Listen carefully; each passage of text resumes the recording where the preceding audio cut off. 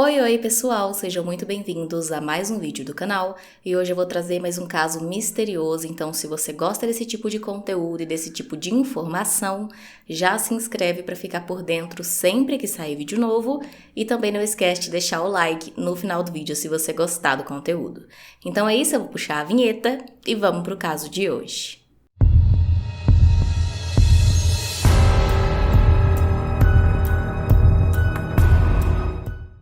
Sabrina Eisenberg nasceu em 27 de junho de 1997 em Váurico, na Flórida.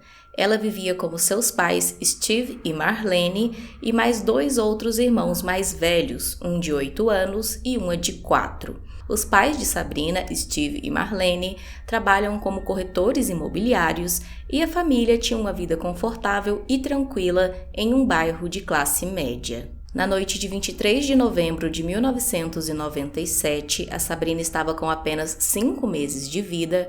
Por volta ali da meia-noite, a mãe dela, Marlene, checou os filhos em suas camas, incluindo a Sabrina, e então, ao ver que estava tudo bem, ela foi para o seu quarto, se deitou e dormiu.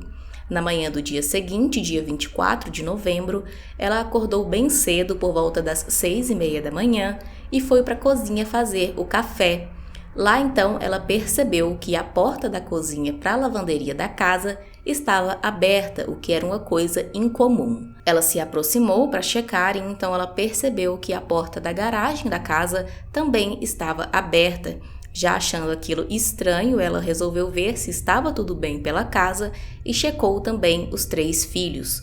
Porém, ao ver o berço de Sabrina, ela percebeu que o bebê não estava lá. Já desesperada, ela procurou pela Sabrina por toda a casa, mas ela não estava em nenhum lugar e ninguém sabia aonde ela estava. Nesse momento, então, já imediatamente, ela e o Steve, pai da Sabrina, acionaram a polícia e registraram o seu desaparecimento. Rapidamente, a polícia foi até a casa da família e iniciaram as investigações. Eles então perceberam que nenhuma das 2 portas que estavam abertas haviam sido arrombadas, também não tinha nenhum sinal de que a Sabrina teria sido ferida ali no berço ou dentro da casa, e além disso, nenhum dos familiares tinha visto ou ouvido nada, nem mesmo o cachorro da família tinha latido naquela noite ou feito qualquer barulho que indicasse que ele percebeu um estranho dentro da casa. Eles pegaram então o berço e as roupas de cama da Sabrina e levaram para análise em laboratório para ver se encontravam algum vestígio, alguma digital, alguma coisa desse tipo. Em um primeiro momento, todos da região e também os investigadores suspeitavam que alguém de fora tivesse sequestrado a Sabrina e estavam até com medo que essa pessoa pudesse sequestrar outras crianças, mas logo as suspeitas recaíram sobre os próprios pais da Sabrina. Os investigadores passaram a desconfiar que eles tivessem algum envolvimento e que tinham feito alguma coisa com a menina e depois dado um jeito de sumir com ela.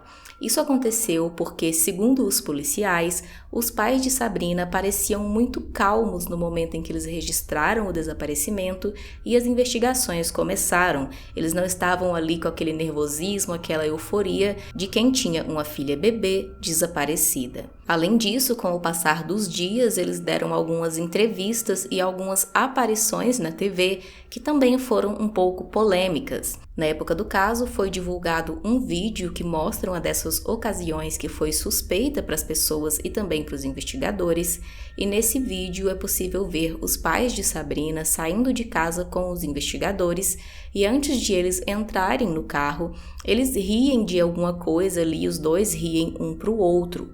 E isso então fez com que muitas pessoas criticassem o casal, dizendo que não tinha como eles estarem rindo em uma situação dessa, onde a filha bebê deles estava desaparecida, e que isso poderia ser um indício de que eles tinham alguma coisa a ver, já que eles estavam tratando a situação aparentemente com um pouco de descaso. Em entrevistas, o casal se defendeu dizendo que eles não estavam rindo feliz da vida naquele momento, que foi apenas um breve momento ali, questão de segundos, que um policial fez um comentário engraçado com eles e que eles soltaram ali um riso de pouquíssimos segundos, mas foi coisa breve e que isso não significava que eles estavam com descaso com o desaparecimento da filha ou que eles não estavam tristes por isso. Mas algum tempo depois, eles também foram na TV fazer um apelo ali pedindo para que devolvessem a Sabrina, para que qualquer um que estivesse com ela ou que soubesse de alguma coisa entrasse em contato e devolvesse a filha deles.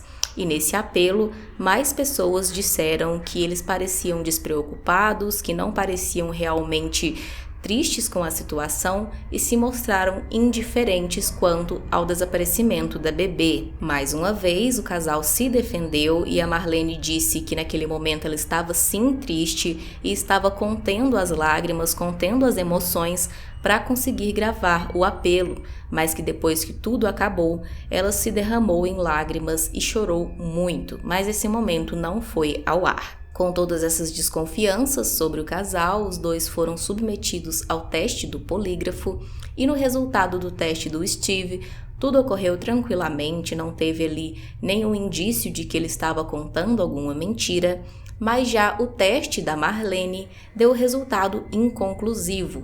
Por conta disso, ela foi submetida a um novo teste e esse segundo também deu resultado inconclusivo. Com ainda mais desconfianças, agora já faziam 3 semanas desde o desaparecimento da Sabrina, os investigadores resolveram instalar escutas na casa da família para gravar as conversas entre Steve e Marlene e ver se eles diziam alguma coisa ali que eles não contaram para as autoridades. Sendo assim, então, foram gravados 79 dias de conversas entre os dois. Em junho de 1999, a família de Sabrina resolveu se mudar para Bethesda, em Maryland, a fim de fugir de toda a mídia ali que cercava a vida deles desde o desaparecimento da bebê. Eles então se mudaram e na nova casa eles fizeram um quarto para Sabrina e deixaram ali todas as suas coisinhas de bebê, todos os seus brinquedos, esperando ela voltar para casa. Em 9 de setembro do mesmo ano, o Steve e a Marlene foram presos acusados de fazer declarações falsas para as autoridades. Isso aconteceu porque, segundo os investigadores, nas conversas gravadas, foi possível identificar um momento em que o Steve dizia para Marlene que estava drogado no dia que a Sabrina desapareceu, e ele não tinha contado isso para os investigadores em seus depoimentos. O casal foi chamado para esclarecer essa questão, porém os dois negaram isso, disseram que essa conversa nunca aconteceu e que em um momento o Steve usou qualquer tipo de drogas. Em fevereiro de 2001, um juiz divulgou um parecer dizendo que as fitas gravadas ali durante aqueles 79 dias eram inúteis porque a qualidade era ruim e não dava para entender direito as conversas para confirmar o que realmente eles diziam e que isso não era então suficiente para estabelecer um caso contra Steve e Marlene. Por conta disso, as acusações contra eles foram retiradas. Em fevereiro de 2004, os advogados de Steve e Marlene conseguiram fazer com que o governo se comprometesse a pagar uma quantia de cerca de $1.500.000 a eles por indenização por conta dessa prisão. O caso permaneceu sem nenhum avanço até o ano de 2008, quando um informante da polícia gravou uma conversa entre ele e seu companheiro de cela chamado Scott Overbeck, onde o Scott admitia envolvimento no desaparecimento da Sabrina. Na conversa, o Scott diz que na época do caso, ele havia sido contratado pelo advogado dos pais de Sabrina para se livrar do corpo dela. Ele disse que na madrugada de seu desaparecimento, ele foi até a casa de Sabrina e lá seus pais lhe entregaram o corpo dela já sem vida dentro de um pequeno barco, e então ele jogou o corpo na Baía de Tampa. Mas ele não sabia dizer como a Sabrina morreu, porque ele apenas foi contratado para se livrar do corpo e não sabia de mais nada. O casal, é claro, foi chamado para um novo interrogatório, mas mais uma vez eles negaram todas essas acusações e disseram que não há nenhum registro de compra de barco no nome deles, porque eles nunca compraram nenhum barco, e que essa história era completamente absurda e isso nunca tinha acontecido.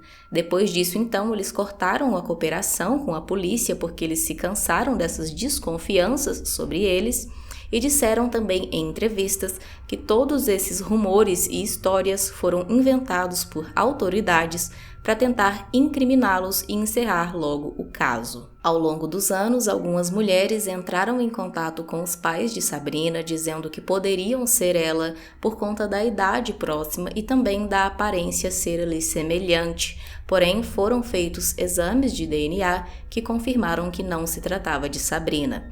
Além disso, também, desde o início da investigação, mais de 3.400 pistas foram checadas, mas nenhuma delas levou ao paradeiro de Sabrina. Sendo assim, o seu desaparecimento permanece sem solução até hoje. Ainda hoje, o Steve e a Marlene negam que tem qualquer envolvimento com o desaparecimento da filha e dizem que não sabem do seu paradeiro.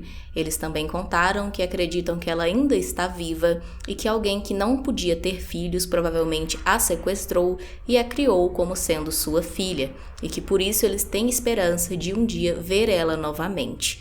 Então, até hoje, eles mantêm aquele quarto para ela na casa deles, com as coisinhas dela ali, mas vão fazendo adaptações ao longo dos anos para poder se encaixar mais nos gostos de uma mulher agora já adulta. Na data da postagem desse vídeo, se estiver realmente viva, a Sabrina tem agora 24 anos e deve estar parecida com essa imagem. Deixe aqui nos comentários a sua opinião sobre esse caso, se você já conhecia e se não, se achou interessante conhecer.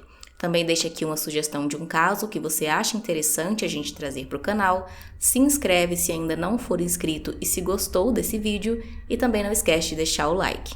Então é isso, eu te vejo no próximo vídeo. Até lá!